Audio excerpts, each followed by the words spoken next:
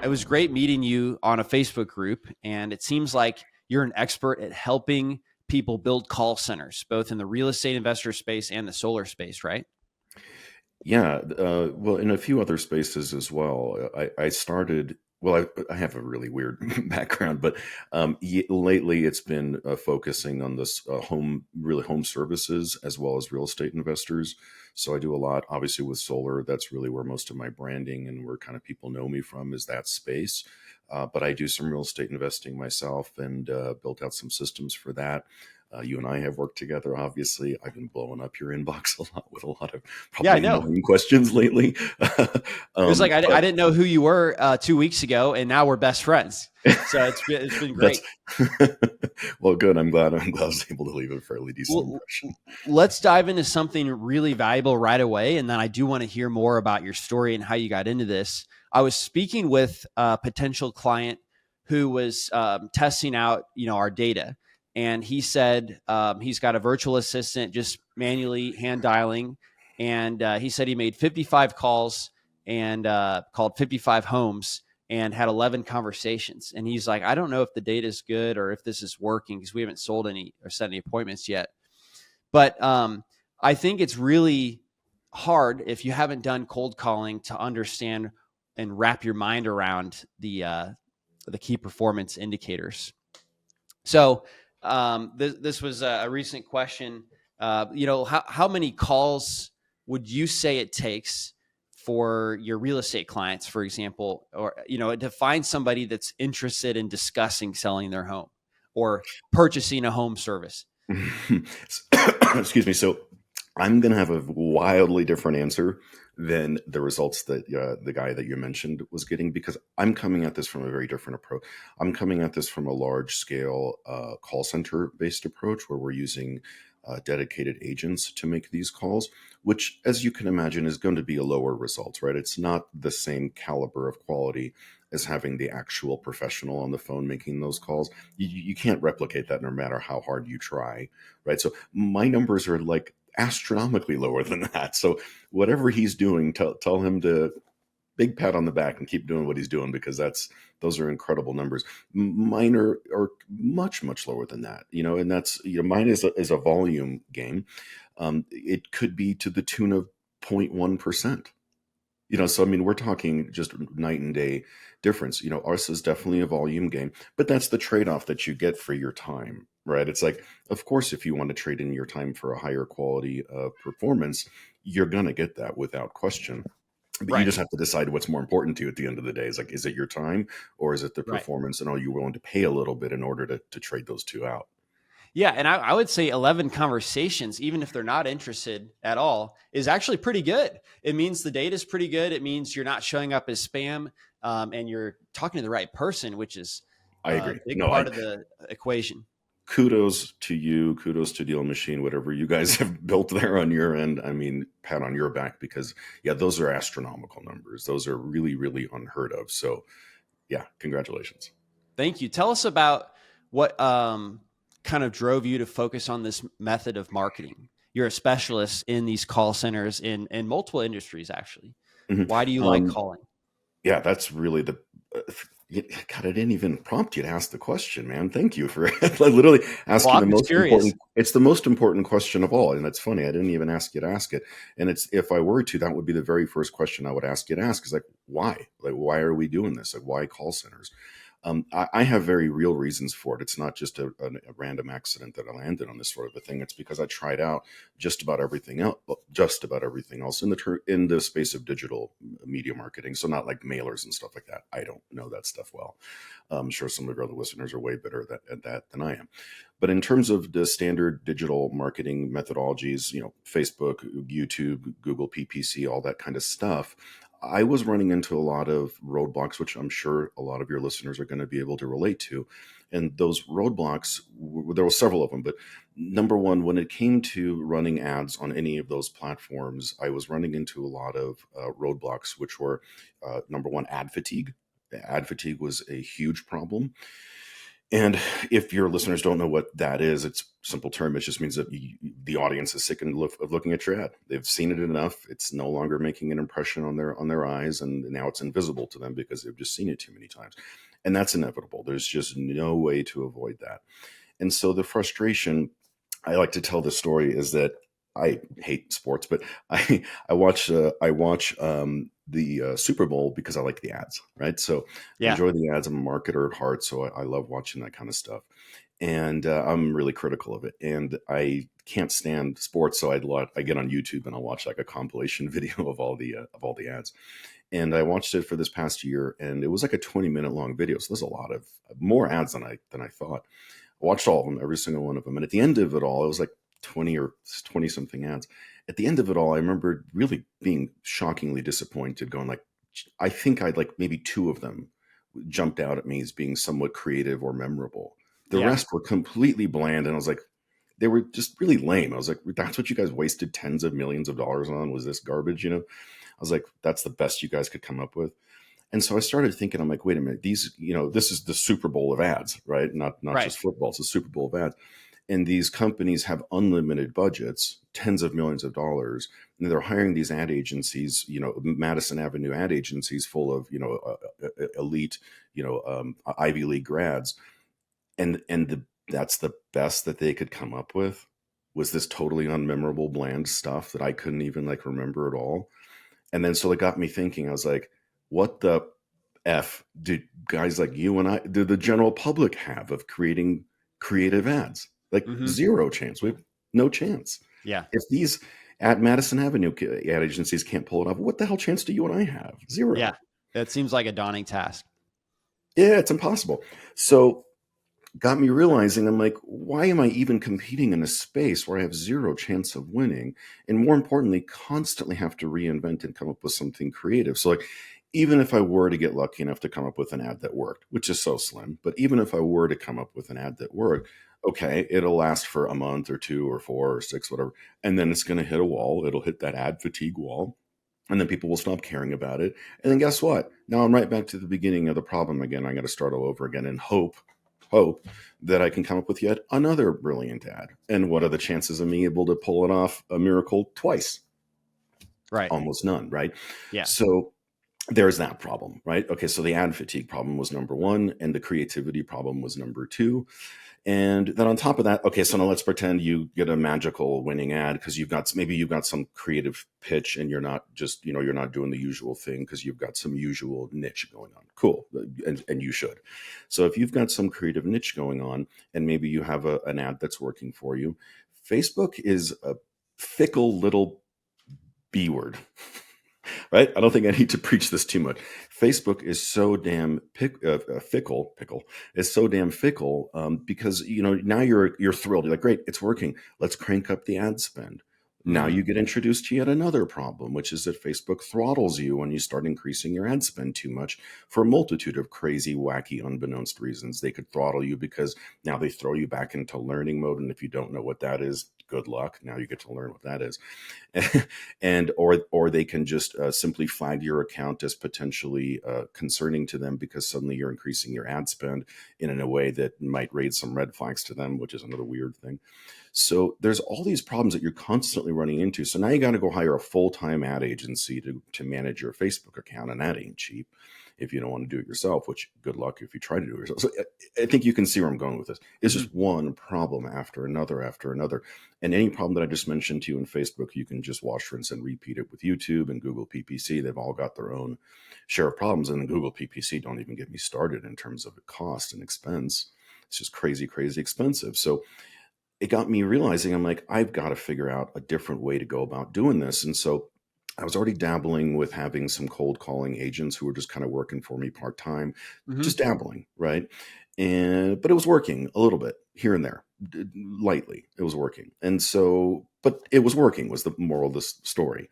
And so that's kind of what kind of led me down the path of the call center thing, is because I realized that the other big problem, which I didn't even mention, is that with Facebook and all the other forms of online marketing, now you've got to deal with all your competitors. As soon as, you know what happens the second you think about a product, Mark Zuckerberg is already throwing you 1,000 ads all about it. And you're like, I didn't even type that in anywhere.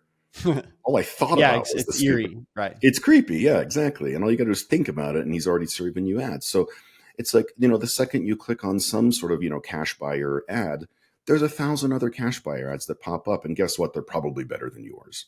Assume Right. that they are. Sure. Or they're pitching some I scammy think ad. we could all relate to the challenge and the dauntingness of coming up with like a from scratch, really creative idea that hooks attention. I know I For can. sure. For sure. It's a full-time job. I mean, it really becomes a full-time job. And so that was one of the beautiful parts about running a call center. And please keep in mind, I don't want your listeners to think that a call center is necessarily some big, giant, bloated operation, a basement full of, people, in the Philippines. Yeah. That's one version of one, but that's not even what I'm referring to. It Yeah. doesn't have to be some bloated thing. It could literally be a guy working for you. A setter closer model is Hmm. technically a mini call center, right? So I don't want people thinking this is some unattainable goal. But, having a call center is wonderful because now you're not dealing with all those other scammy competitor ads, because there's always some scammer out there who's, boasting something that you can't live up to because it's not even real.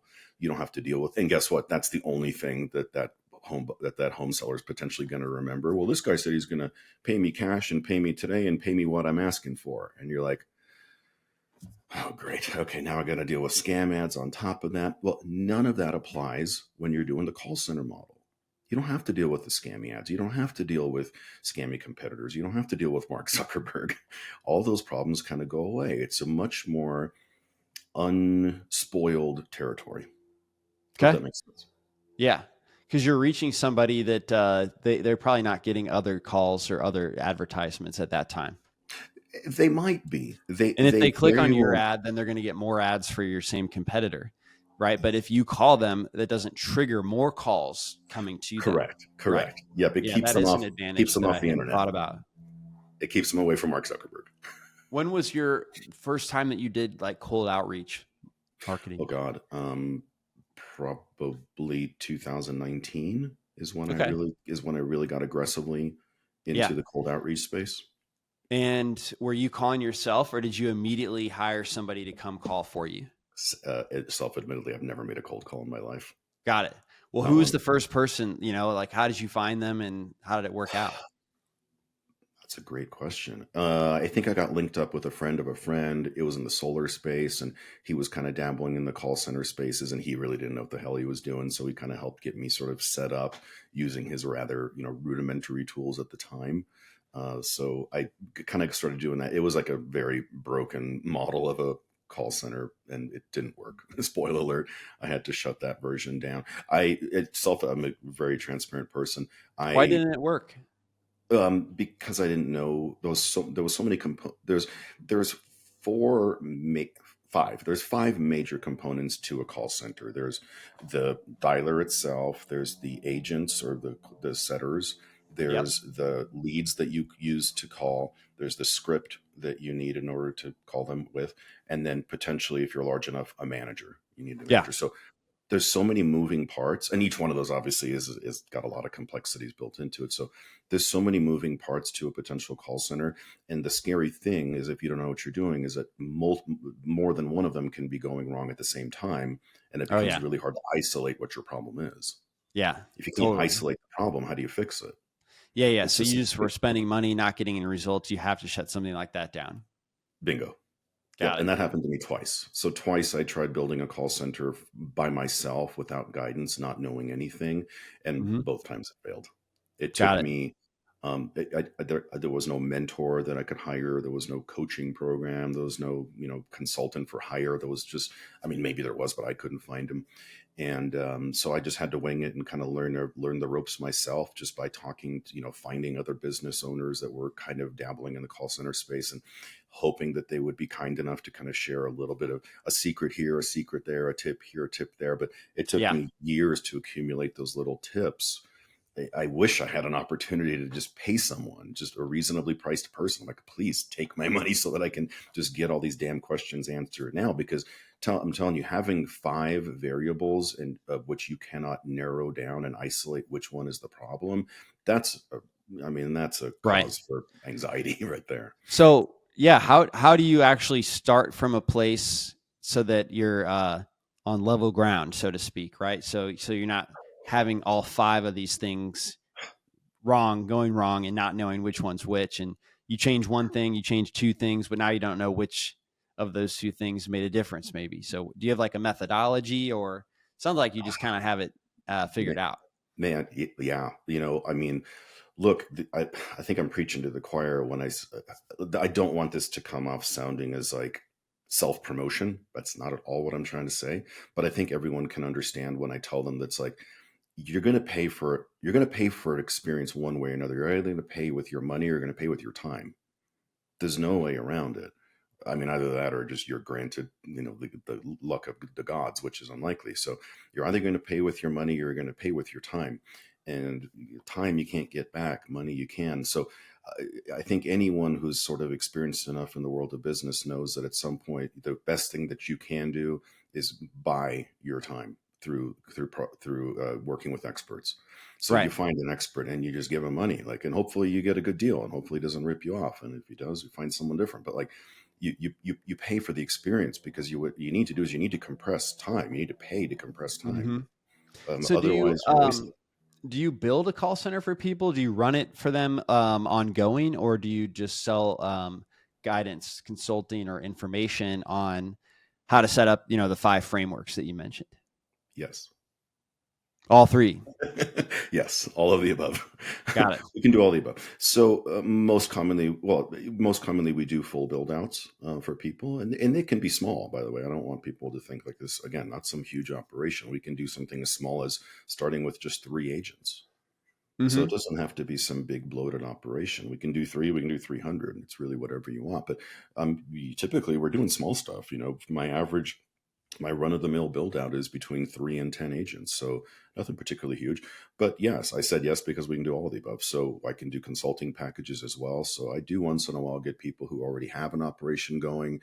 They really don't need the whole thing, and that's fine. And I'm not going to try to sell them on the whole thing, but I'll just give them a consulting package and I'll teach them the exact same things that I would teach to someone who's doing a full build out with me. So I'm not going to hold anything back. I'm not going to keep secrets and hold it away from them.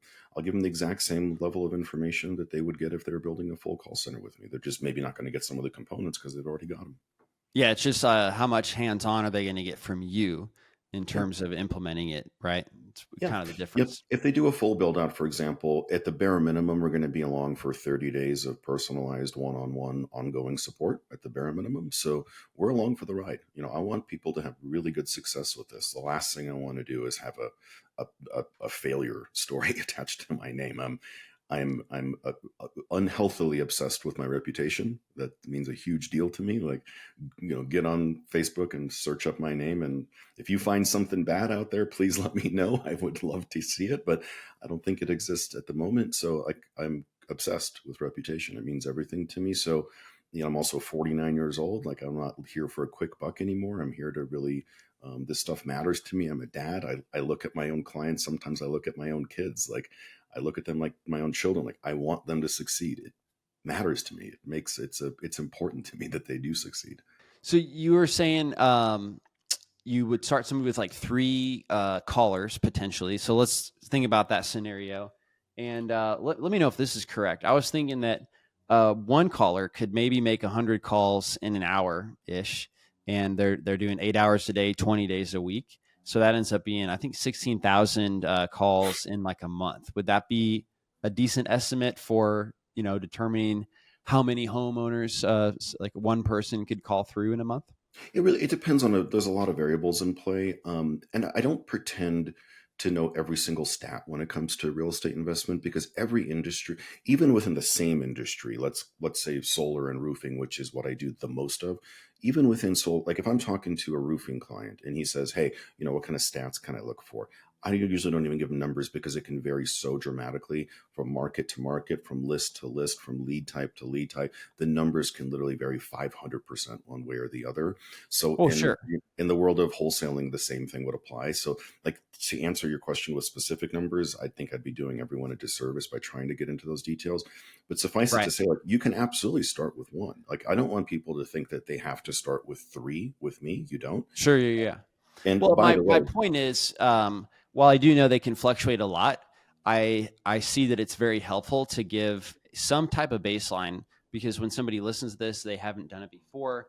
They may talk to 10 people and get 10 no's and think that it doesn't work. They might think that it's not a good strategy, or that business, it doesn't work for them.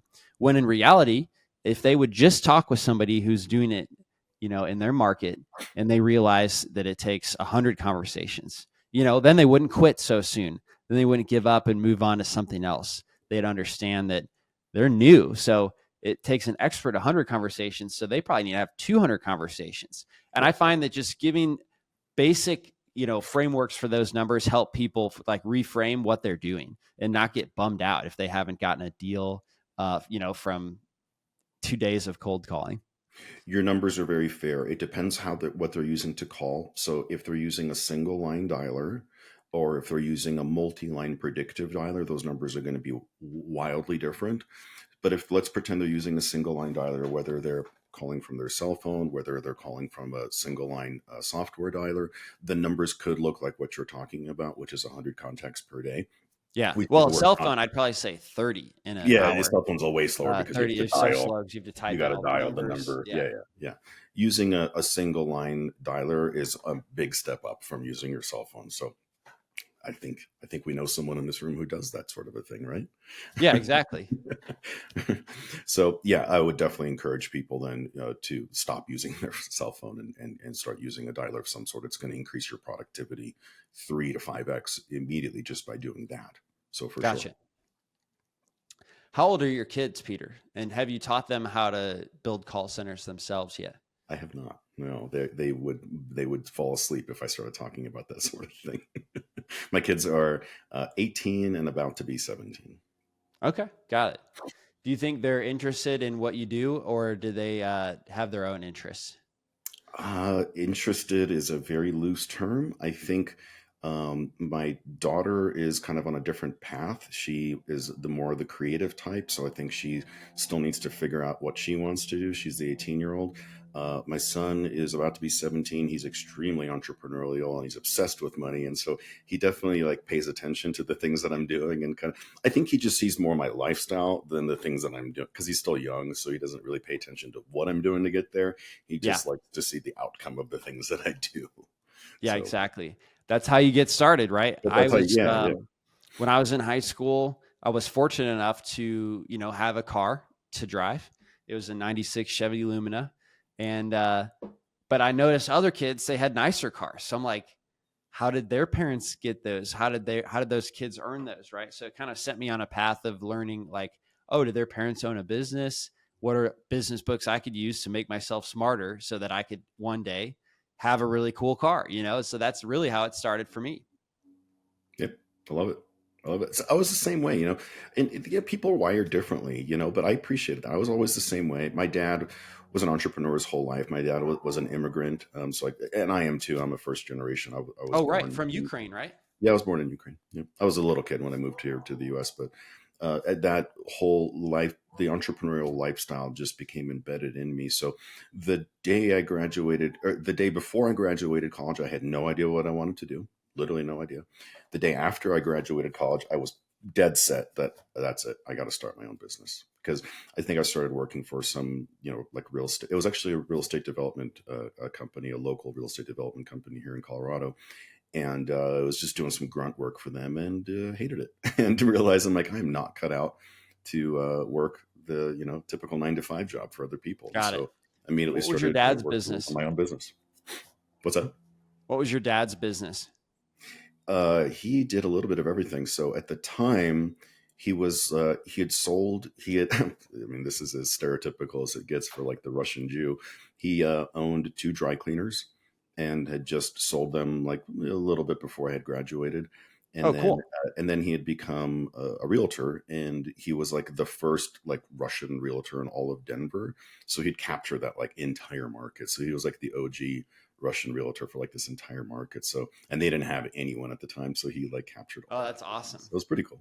Yeah, you fill the need.